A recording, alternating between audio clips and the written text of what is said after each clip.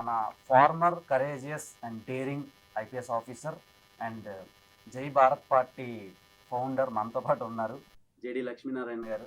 So మీరు ఒక revolution sir, సొసైటీకి దొరికిన ఒక గోల్డ్ అండ్ డైమండ్ అని ఐకాన్ అని చెప్పుకోవచ్చు. సో మీరు నార్మల్గా సినిమా ప్రమోషన్స్లో ఇన్యాక్టివ్గా ఉంటారు, అంతగా రారు. సో ఈ సినిమా గురించి వచ్చారంటే దాని వెనక ఒక పర్టికులర్ రీజన్, చాలా స్ట్రాంగ్ రీజన్ ఉండే ఉంటుంది. సో ఆ రీజన్ ఏంటి అండ్ ఈ సినిమాని మీరు ఎందుకు ప్రమోట్ చేస్తున్నారు? ముఖ్యంగా ఏంటంటే ఈ సినిమా భారతదేశ ప్రజలతో ముడిపడిన సినిమా.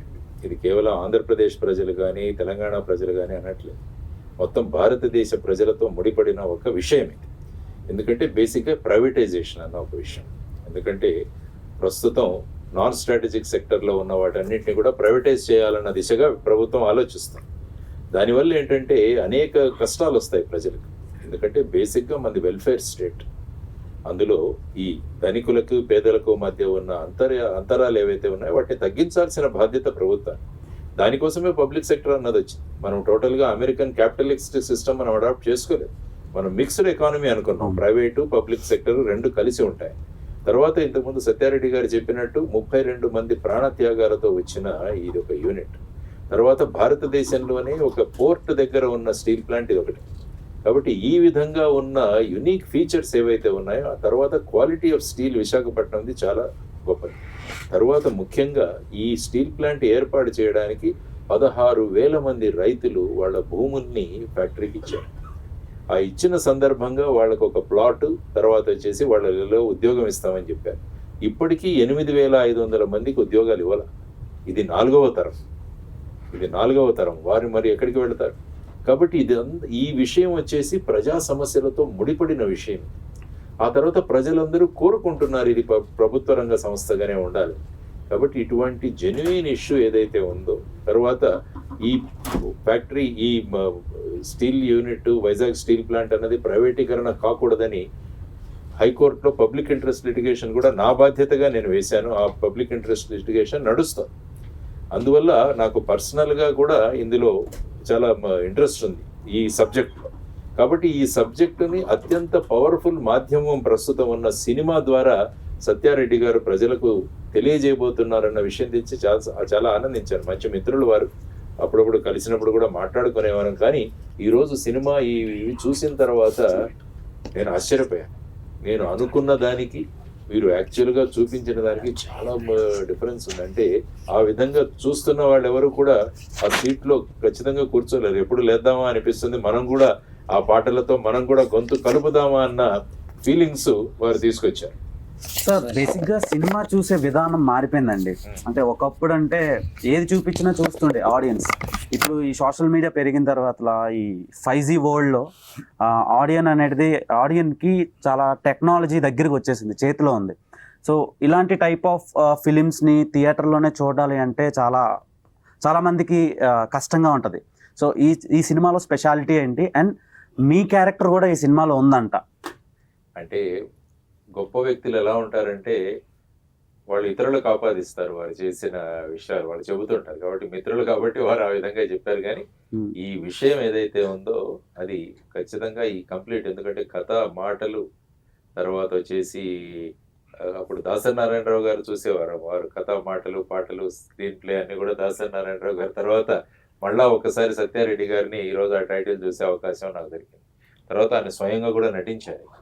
తర్వాత ఆ ఉద్వేగభరితమైన ఆయన హావభావాలు చూస్తే కూడా ఎప్పుడైతే మనిషి ఆ విషయంతో ట్రూగా కనెక్ట్ అవుతామో అప్పుడు మన శరీరం కూడా స్పందిస్తుంది ఆ విధంగా చేయడానికి. కాబట్టి ఆ పాటలు, తర్వాత ముఖ్యంగా గద్దర్ గారు ఈ సినిమాలో నటించడం అన్నది చాలా గొప్ప విషయం. గద్దర్ గారు నాకు బాగా పరిచయం.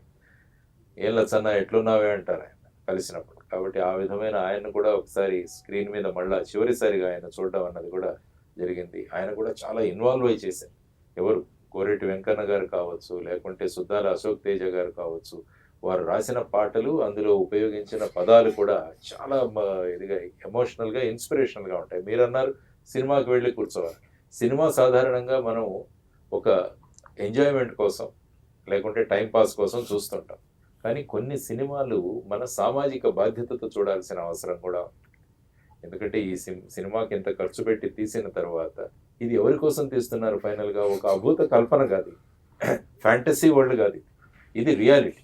అందుకని ఈ మధ్య నాకు చూస్తున్నది ఏంటంటే బయోపిక్స్ కూడా బాగా జనాలు చూస్తున్నారు. రియల్ టైమ్ స్టోరీస్ బయోపిక్స్ కూడా ఈ మధ్య ఆడియన్స్ పెరిగారు. ఫ్యాంటసీలో ఉండడం కన్నా నిజమైన రియలిస్టిక్ ఇన్సిడెంట్ ని ఇష్టపడుతున్నారు. కాబట్టి ఇది కూడా రియలిస్టిక్, ప్రజల యొక్క సమస్యలతో ముడిపడిన సినిమా. కాబట్టి నేను చెప్పినట్టు ఇది కేవలం ఎంటర్టైన్మెంట్ మాత్రమే కాదు, ఇందులో సామాజిక బాధ్యత ఉంది. సామాజిక బాధ్యతతో వీరు సినిమా తీసినప్పుడు మనం కూడా సామాజిక బాధ్యతతో స్పందించడం అన్నది మనిషి యొక్క లక్షణం. కాబట్టి ఈ సినిమా ఖచ్చితంగా సినిమాలో థియేటర్లో చూడండి అని నేను మీ ద్వారా, దేవ్ గారి ద్వారా తెలియజేస్తున్నాను వీక్షకులందరికీ కూడా. Treat it as a social responsibility. ఎందుకంటే మన సమస్య, మనం ఇల్లు కట్టుకునే స్టీల్ గురించి ఉన్న సమస్య, క్వాలిటీ స్టీల్ ప్రొడ్యూస్ చేసే స్టీల్ ప్లాంట్ యొక్క సమస్య, అది స్టీల్ ప్లాంట్ సమస్య కాదు, మనందరి సమస్య.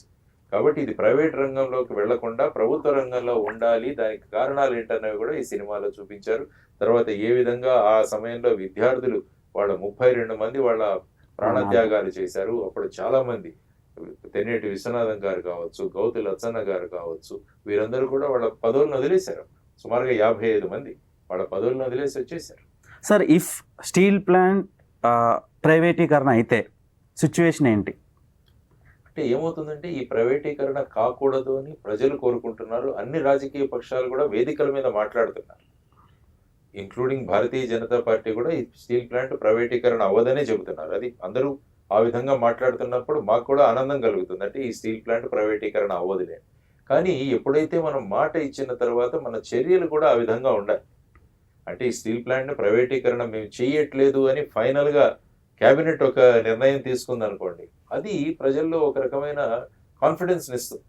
కానీ ప్రతి ఒక్కరూ రావడం అవ్వదు అని చెప్పడం, కానీ కాంక్రీట్గా స్టెప్స్ పడకపోవడం వల్ల ప్రజల్లో అనుమానాలు ఉన్నాయి. నిజంగా మనల్ని ఈ రాజకీయంగా మనల్ని ప్రభావితం చూపించడానికి చేస్తున్నారా, నిజంగా చిత్తశుద్ధితో చేస్తున్నారా అన్నది కూడా ప్రజల్లో అనుమానం కలుగుతుంది. కాబట్టి ఆ అనుమానం ఎప్పుడు రానివ్వకూడదు పొలిటికల్ పార్టీస్. వారు ప్రజాపక్షపాతిగా పనిచేసే మీరు చాలా ట్విస్ట్లు ఇచ్చారు లాస్ట్ ఒక 2 years నుంచి, కామన్ పీపుల్కి, పొలిటికల్ పీపుల్కి, అందరికీ.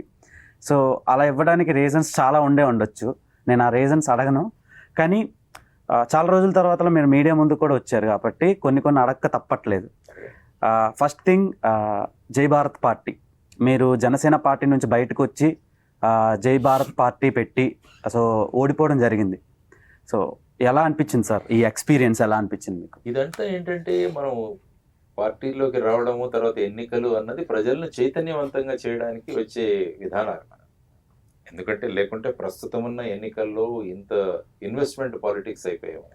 ఇంత డబ్బులు మీరు ఇన్వెస్ట్ చేయాలి, ఆ తర్వాత బిజినెస్ అయిపోయింది ఆటోమేటిక్. అందుకని బిజినెస్ పీపులే వస్తున్నారు, మోస్ట్ ఆఫ్ ది పీపుల్ ఈ పాలిటిక్స్. ఎంటర్ప్రెనర్స్, తర్వాత ఈ ఫ్యాక్టరీ పెద్ద పెద్ద యూనిట్స్ పెట్టిన వాళ్ళు, ఈ విధంగా వాళ్ళందరూ దిగుతున్నారు. సో దానివల్ల ఏమవుతుందంటే ఇన్వెస్ట్మెంట్ పాలిటిక్స్, కాస్ట్లీ పాలిటిక్స్ అయిపోతున్నాయి ఇవన్నీ. కాబట్టి దీని నుంచి నిజమైన ప్రజాస్వామ్యం తీసుకురావాలంటే ఒక హోప్ ఎక్కడైనా క్రియేట్ చేయాలి. అందువల్ల దాన్ని ఓటర్లను చైతన్యవంతులుగా చేసే బాధ్యత మేము ముఖ్యంగా జై భారత్ నేషనల్ పార్టీ పెట్టిన ప్రధానమైన ఉద్దేశం. ఎందుకంటే ఒక పార్టీ ఓవర్ నైట్ను ఎప్పుడు కూడా అవ్వదు, ఇది ఒక లాంగ్ డ్రాన్ బ్యాటిల్. ప్రజలను చైతన్యవంతం చేయాలి, వాళ్ళ ఓటు హక్కు సక్రమంగా వినియోగించుకోవాలి. మనం మాల్కి వెళ్తే ప్రతి వస్తువు చూసి కొనుక్కుంటాం. సపోజ్ తోపుడు బండి మీద వస్తున్న వస్తువు కూడా మనం చూసుకుంటాం. మన పిల్లల్ని జాయిన్ చేయాలంటే మంచి స్కూల్ ఏదని చూసుకుంటాం. తర్వాత మనం ఎవరైనా ఒంట్లో బాగాలేకుంటే ఏ హాస్పిటల్, మంచి హాస్పిటల్ ఏదని 10 మందిని ఎంక్వైరీ చేస్తాం. క్వాలిటీ అంటే మన చేతిలో ఉన్న ఇంత ఓటు హక్కుని మనం ఎవరిని ఎన్నుకుంటున్నాం అన్నది కూడా చాలా విషయం. ముఖ్యంగా సుమారుగా చూస్తే 37 నుంచి 38% క్రిమినల్ రికార్డులు ఉన్న వాళ్ళు పార్లమెంట్ లో ఉన్నారు. ఎగ్జాక్ట్లీ. మరి వీటన్నిటి గురించి ప్రజలను జాగృతి చేయడం అన్న బాధ్యత మన మీద ఉంటుంది. సో ఆ బాధ్యతతో వచ్చామన్నమాట మేము. So it's long term process, ముందుకు తీసుకెళ్తాం. ఎలక్టోరల్ రిఫార్మ్స్ కూడా తీసుకురావాలి. అదే అంటే బేసిక్గా సార్, నార్మల్గా ఎవడెలా పోతే నాకేంటి అనుకునే ఈ జనరేషన్లో మీలాంటి పర్సన్ మీ పర్సనల్ లైఫ్ని మొత్తం పక్కన పెట్టి థ్రెటనింగ్స్ ఉన్నా సరే భయపడకుండా మ్యాక్సిమం అవేర్నెస్ క్రియేట్ చేయడానికి ట్రై చేస్తున్నారు. సో మీ లైఫ్లో జరిగిన చాలా కేసులే సినిమాలు తీసి హిట్లు కొట్టి డబ్బులు కూడా సంపాదిస్తున్నారు. సో వాటి మీద మీ ఒపీనియన్ ఏంటి? అండ్ ఈ సినిమా కూడా సేమ్ అలానే అవేర్నెస్ కోసమే తీసినట్టు కనిపిస్తుంది. సో అండ్ దీనికోసం డెఫినెట్గా. ఎందుకంటే ప్రజలలో అందుకనే చెప్పాను నేను, బయోపిక్స్ అన్నవి చాలా ముఖ్యంగా యూత్ని చాలా ఆకర్షిస్తాయి. తర్వాత వచ్చేసి ప్రజా సమస్యలు తెలుసుకోవడానికి కూడా ఇప్పుడు ఏంటంటే సోషల్ మీడియా వచ్చాక రకరకాల వ్యూ పాయింట్స్ వస్తుంటాయి. కాబట్టి ఒక ఆథెంటిక్ ఇన్ఫర్మేషన్ కూడా రావడం చాలా అవసరం. అది కూడా మెయిన్ స్ట్రీమ్ దీంట్లో ఫిల్మ్లో రాగలిగితే అది ఇంకా ప్రభావవంతంగా ఉంటుంది. ఎందుకంటే సోషల్ మీడియాలో ఎవరు ఏదైనా మాట్లాడచ్చు, కానీ నిజమైన సినిమా తీస్తున్నప్పుడు అది కూడా ఇటువంటి పబ్లిక్ ఇష్యూని తీసుకొని చేస్తున్నప్పుడు అందులో చాలా రీసెర్చ్ కూడా చేసింటారు. ఎందుకంటే సినిమాలో కొన్ని ఇవి చూస్తే అప్పుడున్న విజువల్స్ అవన్నీ కూడా ఇందులో పెట్టారు. ట్రైలర్ లో చాలా రియలిస్టిక్ గా ఉంది సినిమా. అందుకనే ఎందుకంటే అది ఖచ్చితంగా నచ్చుతుంది. ఎందుకంటే బేసిక్ గా మన దగ్గర యువతరం చాలా పెద్ద సంఖ్యలో ఉన్నారు. కాబట్టి వాళ్ళను ప్రభావితం చేస్తే వాళ్ళే రేపు దేశాన్ని ముందుకు తీసుకెళ్లాల్సిన వాళ్ళు. కాబట్టి వాళ్లకు ఏ విధంగా ఇష్యూస్ పరిచయం చేయాలన్న దృష్టితో కూడా వీరు కూడా ఒక సోషల్ రెస్పాన్సిబిలిటీతో తీసిన సినిమా. అందుకని నేను చెప్పాను, మనం కూడా ఒక సోషల్ రెస్పాన్సిబిలిటీగా దానికి రెస్పాండ్ అవ్వాలి అని అంటున్నాను అన్నమాట. ఈ సినిమాకి బిగ్గెస్ట్ మీరే సార్. ఎందుకంటే ప్రమోషనల్గా చెప్తున్నాను నేను. ఒక రకంగా ఒక సినిమా తీసి ఆడియన్స్ వరకు తీసుకురావడం చాలా కష్టం. తీయడం ఒక రకమైన కష్టం, అది ఒక కామన్ ఆడియన్స్ వరకు తీసుకురావడం అనేది అది కత్తి మీద సాము లాంటిది. సో దాంట్లో మీరు పాల్గొన్నందుకు వీళ్ళు నిజంగా లక్ ఫీల్ అవ్వాలి. అండ్ ఈ ప్రమోషనల్ ఈవెంట్కి మీరు వచ్చి ఉక్కు సత్యాగ్రహం ఆడియన్స్కి చూడమని మీరు మీ వాక్యాల్లో ఎలా చెప్తారు ఆడియన్స్? డెఫినెట్గా. ఎందుకంటే మన ప్రజాస్వామ్యంలో మన జీవితాలతో అనేక అంశాలు ముడిపడి ఉంటాయి. ఆ అంశాల గురించి మనకు ఒక అవగాహన ఉండడం చాలా అవసరం. ఆ అవగాహన మనం పేపర్లో చదవచ్చు, లేకుంటే టీవీ ఛానల్స్లో చూడవచ్చు. కానీ మన భారతదేశంలో, ముఖ్యంగా దక్షిణ భారతదేశంలో అత్యంత పవర్ఫుల్ ఏదైనా మీడియా ఉంటే అది సినిమా. ఎందుకంటే లక్షలాది మంది ఫ్యాన్స్ ఉంటారు. ఒక్కొక్క సినిమా హీరో తీసుకుంటే లక్షలాది మంది ఫ్యాన్స్ ఉంటారు. తర్వాత రాజకీయాల్లో కూడా సినిమాలో ఉన్న వాళ్ళని ఆదరించింది మన దక్షిణ భారతదేశం. అటు తమిళనాడు కావచ్చు, ఇటు ఆంధ్రప్రదేశ్ కావచ్చు, కర్ణాటక, ఇవన్నీ కూడా వీళ్ళందరూ కూడా ఈ విధమైన ప్రభావం. కాబట్టి అటువంటి ఆడియన్స్ను ప్రభావం చేసేది మళ్ళా ఇటువంటి సినిమాలే. అందువల్ల ఈ సినిమా మాధ్యమం ద్వారా ఈ నిజమైన సమస్యను మీ ముందు ఉంచడానికి ప్రయత్నం చేస్తున్నారు. కాబట్టి చూడండి, అందులో మీకున్న కామెంట్స్ ఇవ్వండి. ఇంకా దాంట్లో ఏమన్నా మీకు అనుమానాలు ఉంటే కూడా వారు ఖచ్చితంగా నిరసన చేస్తారు. ఫైనల్గా మనకు కావలసినది ఏంటంటే ఈ విశాఖపట్నం స్టీల్ ప్లాంట్ అన్నది ప్రభుత్వ రంగ సంస్థగా కొనసాగాలి అన్నది ప్రజల యొక్క అభిప్రాయం. ఎందుకంటే మనకు లోక్సభలో కానీ శాసనసభలో ఉన్న వాళ్ళు ప్రజాప్రతినిధి. ఎందుకంటే పీపుల్. కాబట్టి ప్రజా అభిప్రాయాన్ని వాళ్ళు అక్కడికి తీసుకువెళ్ళి ఆ విధంగా నిర్ణయాలు తీసుకోవాలి. లేకుంటే వాళ్ళు ఏదో నిర్ణయం తీసుకొని ప్రజల మీద రుద్దడం అది ప్రజాస్వామ్యం కాదు. అదేమవుతుందంటే నిరంకుశత్వం. కాబట్టి ప్రజాస్వామ్యంలో ప్రజలందరూ ఈ విధంగా కోరుకుంటూ దానికి ప్రజలు కూడా సింపుల్ సొల్యూషన్లు ఇచ్చారు. ఏంటి, ఈ స్టీల్ ప్లాంట్కి మీరు స్వతంత్ర గనులు కేటాయించండి, ఇండిపెండెంట్ వాళ్ళు మైన్స్ కేటాయించండి, లేకుంటే స్టీల్ అథారిటీ ఆఫ్ ఇండియాలో దీన్ని కలపండి. Simple solutions. ఈ రెండు కూడా ప్రభుత్వాలు చేయవచ్చు. మరి ఆ విధంగా చేయడానికి ఇంత సమయం ఎందుకు పడుతుందని ప్రజలు అడుగుతున్నారు. కాబట్టి దాన్నే ఇందులో ప్రతిబింబించారనమాట. ఇంత సింపుల్ సొల్యూషన్ ఉన్నా కూడా మనం ఈ విధంగా ఎందుకు చేయట్లేదన్నది ప్రజల్లో ఉన్న ఆలోచన, వాళ్ళ అనుమానాలను ఇక్కడ చిత్రరూపంగా చూపించి మళ్ళా దీని ద్వారా ప్రజల్లోనూ ప్రభుత్వం మీద కూడా ఇంపాక్ట్ కలుగజేసే విధంగా ఉంది ఈ సినిమా. ప్రభుత్వం కూడా మా బాధ్యత ఎక్కడో విస్మరిస్తున్నామన్నది కూడా ఈ సినిమా చెబుతుంది వాళ్ళకి. ప్రభుత్వం కూడా మన బాధ్యత ఎక్కడో విస్మరిస్తున్నామన్న వారికి కూడా ఒక చొరక అనిపిస్తుంది ఖచ్చితంగా ఈ సినిమా.